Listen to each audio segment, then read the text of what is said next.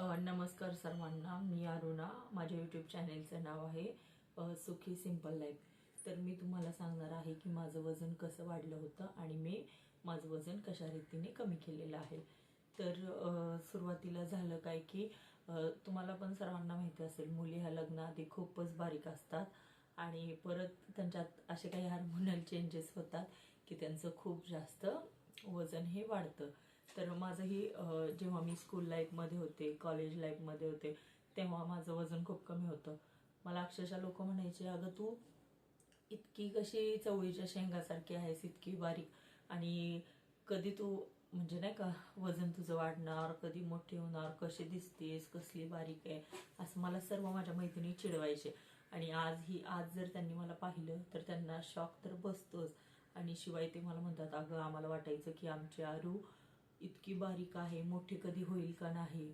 आणि आता बघा मी एवढी म्हणजे माझी तब्येत वाढली की आता त्यांना बघून टेन्शन येतं. ते म्हणतात, अगं तू काय होते आणि काय झाली, एवढं नको, इतकं वजन चांगलं नाहीये, थोडंसं कमी कर. आजकाल माहिती तुला बीपीचा त्रास होतो, शुगर वाढते किंवा हार्ट अटॅक येतो लोकांना, तर तू तुझं वजन कमी कर. मग त्यावेळेस खरंच मी खूप सिरियसली घेतलं. तेव्हापासून मी माझं 10 ते 12 किलो वजन मी कमी केलेलं आहे आणि मला अजून खूप जास्त माझं वजन कमी करायचं आहे. तर या प्रवासात तुम्हीही येऊ शकता की वजन म्हणजे आपल्या वेट लॉस जर्नीमध्ये तुम्हीही माझ्यासोबत वजन तुमचं कमी करा.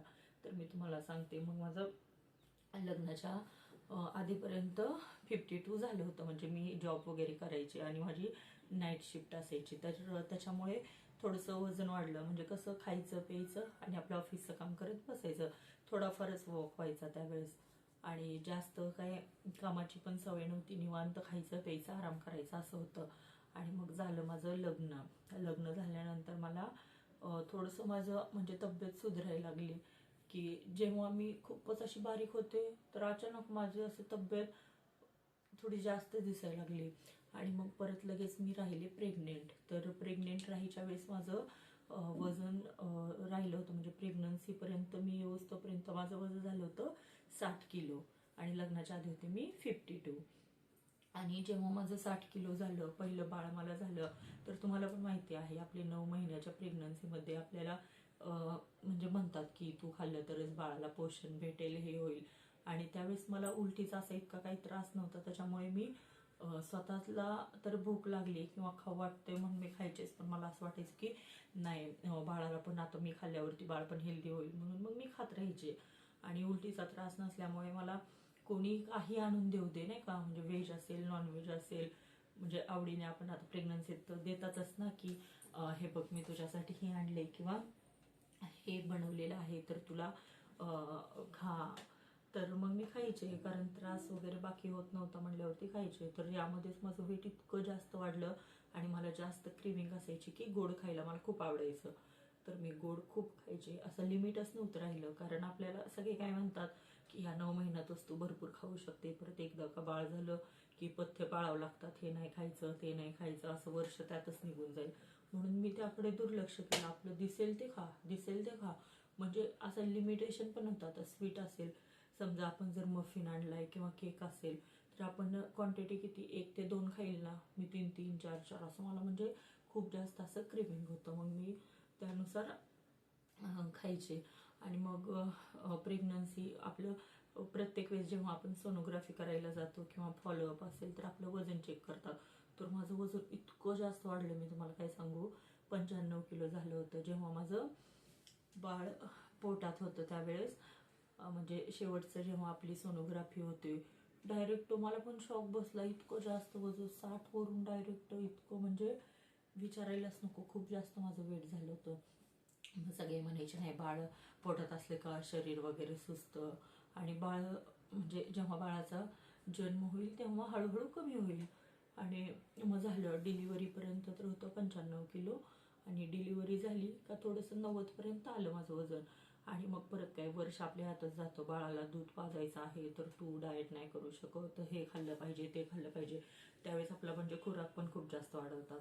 आपल्याकडे बघा महाराष्ट्रात सुटवडा वगैरे देतात किंवा हळीवची खीर, डिंकाचे लाडू, असं आपल्याला रोजचं बाळ झाल्यावरती खावं लागतं. आणि भाजी पोळी असेल तर आपल्याला रस्सा भाजी भाकरी चुरून खावी लागते. मग त्या दरम्यान मला तर ते खाणं माझ्यासाठी खूपच म्हणजे असं वेगळं होतं. मी कधी आत्तापर्यंत चुरून वगैरे नव्हतं खाल्लं.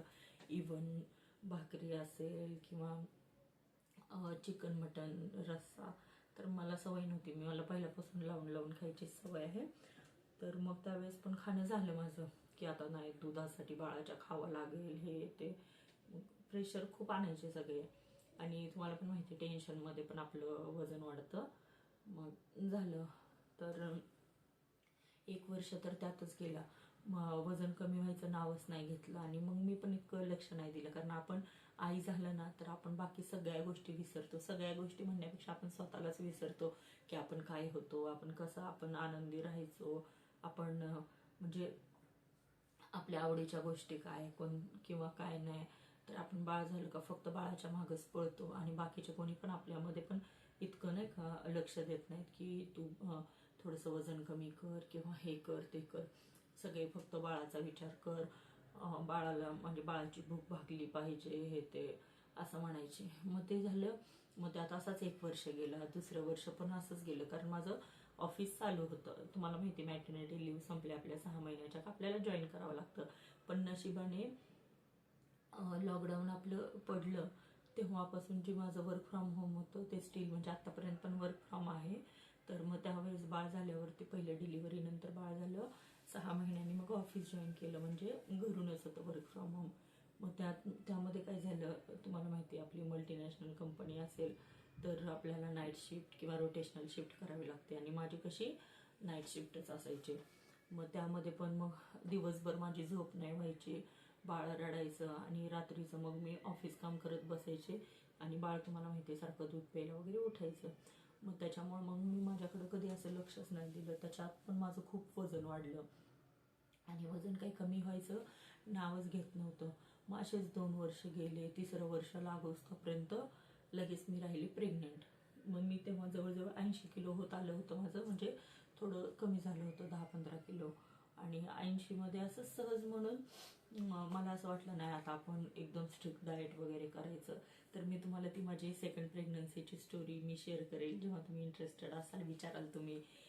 तर मी माझ्या आयुष्यात झालेलं जादू तुम्हाला मी त्यावेळेस सांगू शकाल, कारण मी माझ्या दुसऱ्या बाळाला मिरॅकल बेबी म्हणते.